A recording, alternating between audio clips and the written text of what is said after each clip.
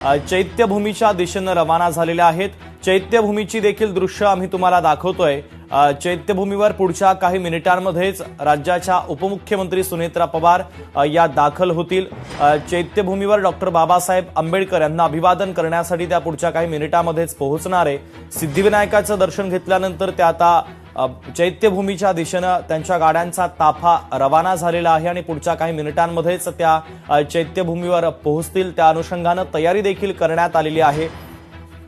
आज राज्याच्या उपमुख्यमंत्री पदाचा पदभार त्या स्वीकारतात आहे आणि त्याआधी त्या गणपती बाप्पांच्या दर्शनासाठी पोहोचलेल्या होत्या आणि त्यानंतर आता दादरमधील डॉक्टर बाबासाहेब आंबेडकर यांच्या स्मारकाला अभिवादन करण्यासाठी त्या चैत्यभूमीवर दाखल होतील आणि त्यानंतर त्या मंत्रालयामध्ये जाणार आहे। मंत्रालयामध्ये आज कॅबिनेटच्या बैठकीचं सुद्धा आयोजन करण्यात आलेलं आहे। त्याआधी त्या आपल्या उपमुख्यमंत्री पदाचा संबंधित खात्यांचा सुद्धा पदभार स्वीकारतील आणि कॅबिनेटच्या बैठकीपूर्वी आपल्या मंत्र्यांसोबत त्या बैठक घेण्याची देखील शक्यता आहे। तर आजच्या या घडामोडी अत्यंत महत्त्वाच्या आहे राष्ट्रवादीसाठी। दुसरीकडे आपण जर पाहिलं तर राज्याचे मुख्यमंत्री देवेंद्र फडणवीस यांचा रात्री दिल्लीचा दौरा देखील झालेला आहे। एका बाजूला महाराष्ट्रामध्ये राष्ट्रवादीच्या विलिनीकरणाच्या संदर्भातल्या चर्चा या जोर धरू लागलेल्या आहेत। दुसरीकडे सुनेत्रा पवार राज्याच्या उपमुख्यमंत्री पदाचा पदभार आज स्वीकारतात। आजपासून त्या कामाला सुरुवात करतात।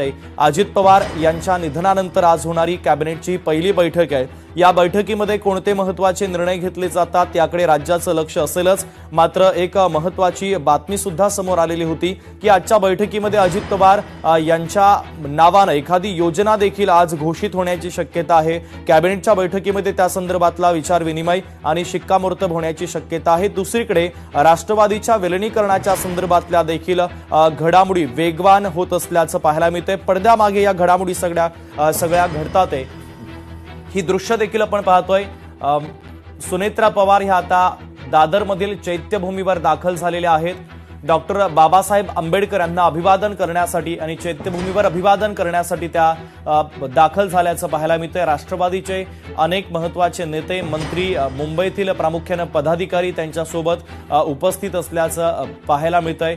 5 मिनिटांपूर्वीच त्यांनी श्री सिद्धिविनायकाचं दर्शन घेतलं, गणपती बाप्पांचे आशीर्वाद घेतले आणि त्यानंतर आता सुनेत्रा पवार ह्या चैत्यभूमीवर दाखल झालेल्या आहेत। चैत्यभूमीवरील ही थेट दृश्य लोकशाही मराठीच्या माध्यमातून तुम्ही पाहताय। राज्याच्या उपमुख्यमंत्री सुनेत्रा पवार ह्या चैत्यभूमीवर अभिवादन करण्यासाठी दाखल झालेल्या आहेत। आज उपमुख्यमंत्री पदाचा त्या पदभार स्वीकारतात आणि त्याआधी त्यांनी श्री सिद्धिविनायक मंदिरामध्ये जाऊन दर्शन घेतलं, बाप्पांचे आशीर्वाद घेतले आणि त्यानंतर आता त्या चैत्यभूमीवर दाखल झालेल्या आहेत। चैत्यभूमीवर अभिवादन केल्यानंतर लगेचच त्यांच्या गाड्यांचा ताफा मंत्रालयाच्या दिशेने रवाना होईल। मंत्रालयामध्ये आज कॅबिनेटची बैठक सुद्धा आहे। मंत्रालयामध्ये गेल्यानंतर छत्रपती शिवाजी महाराज यांना त्या अभिवादन करतील आणि त्यानंतर राष्ट्रवादीच्या मंत्र्यांची आमदारांची एक महत्त्वाची बैठक बोलावण्यात आलेली आहे। मीनाक्षी म्हात्रे आमच्या प्रतिनिधी सध्याच्या घडामोडींच्या अनुषंगाने अधिकचे अपडेट आपल्यापर्यंत पोहोचवतात। मीनाक्षी, शुभम, आपण पाहतोय की आज अधिकृतरित्या उपमुख्यमंत्री सुनेत्रा पवार या आपल्या पदाचा संपूर्ण कार्यभार ज्या आहेत त्या स्वीकारणार आहेत आणि त्यापूर्वीच आपण पाहतोय की त्या सिद्धिविनायक गणपती बाप्पाचं दर्शन घेऊन आता चैत्यभूमी इथे डॉक्टर बाबासाहेब आंबेडकर यांच्या स्मारकासाठी अभिवादन करण्यासाठी दाखल झालेले आहेत। त्यांच्यासोबत आपण पाहू शकतो की पार्थ पवार आहेत, सोबतच आपण पाहतोय की प्रफुल्ल पटेल आहेत, सुनील तटकरे आहेत, आमदार सना मलिक असतील, रुपालीताई चाकणकर असतील किंवा पक्षाचे इतर पदाधिकारी आहेत आणि ह्या ठिकाणी आपण पाहतोय की सध्या ते चैत्यभूमी इथे दाखल झालेले आहेत आणि चैत्यभूमी या ठिकाणी डॉक्टर बाबासाहेब आंबेडकर यांच्या स्मारकाला अभिवादन करून थेट त्या राष्ट्रवादी काँग्रेस पक्ष कार्यालयामध्ये दाखल होतील आणि तिथे अजित पवार यांचं जे कॅबिन आहे त्या ठिकाणी जाऊन दादांच्या फोटोला हार अर्पण करून मात्र दादांना देखील त्या ठिकाणी अभिवादन करतील आणि त्यानंतर त्या मंत्रालयात देखील जाणार आहेत। मंत्रालयात जाऊन श्री शिवाजी महाराज यांच्या पुतळ्याला जे आहेत ते त्या ठिकाणी हार अर्पण करून अभिवादन करतील आणि त्यानंतर थेट त्या 6व्या माळावरती त्या ठिकाणी राष्ट्रवादीचं अजित पवार यांचं दालन होतं, उपमुख्यमंत्रीचं जे दालन आहे त्या ठिकाणी त्या जाऊन पदभार स्वीकारणार आहेत। एकूणच या पदभार स्वीकारण्याच्या दरम्यान पक्षातील जे प्रमुख नेते आहेत ते देखील उपस्थित असणार आहेत आणि त्यानंतर 12 वाजता होणाऱ्या कॅबिनेट बैठकीत देखील त्या उपस्थित राहणार आहेत. सुनेत्रा पवार या पहिल्यांदाच कॅबिनेट बैठकीसाठी उपस्थित राहतील. यावेळी काही महत्त्वाचे निर्णय देखील घेतले जाणार आहेत. अजित पवार यांच्या संदर्भात काही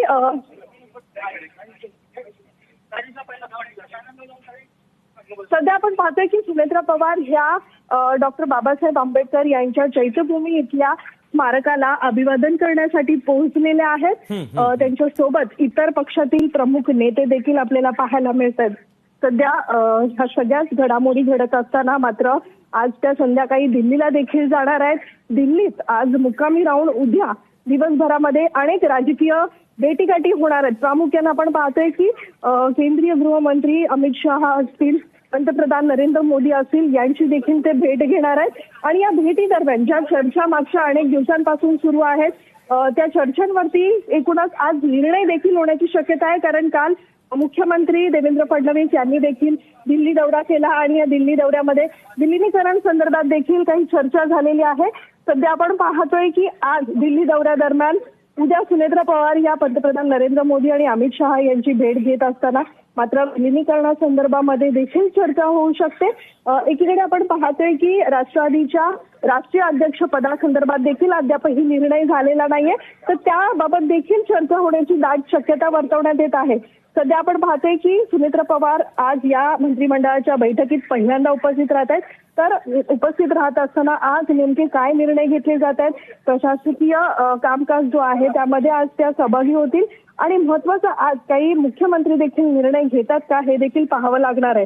तुर्तास आपण पाहतोय की या सगळ्याच भेटीगाठी दरम्यान अनेक महत्वाच्या चर्चा होणार आहेत. कारण ज्या पद्धतीने आपण पाहतोय की विधान भवनात देखील त्या दुपारी 3 वाजता जाणार आहेत. आणि असं असताना आज सुनेत्रा पवार या पहिल्यांदा जरी कॅबिनेट बैठकीत उपस्थित असल्या तरी मात्र निश्चितच अजित पवार यांच्या संदर्भामध्ये काही घोषणा केली जाते का, त्यांच्या नावाची कोणतीही योजना आणली जाते का हे देखील पाहावं लागेल. तुर्तास आपण पाहतोय की पदभार स्वीकारून त्या सध्या पदभार स्वीकारण्यापूर्वी त्यांनी सिद्धिविनायक गणपती बाप्पाचं दर्शन घेतलंय. त्यानंतर आता चैत्यभूमीला त्यांनी भेट दिलेली आहे. आता आपण पाहतोय की सुनेत्रा पवार यांच्यासोबत पार्थ पवार देखील आहेत.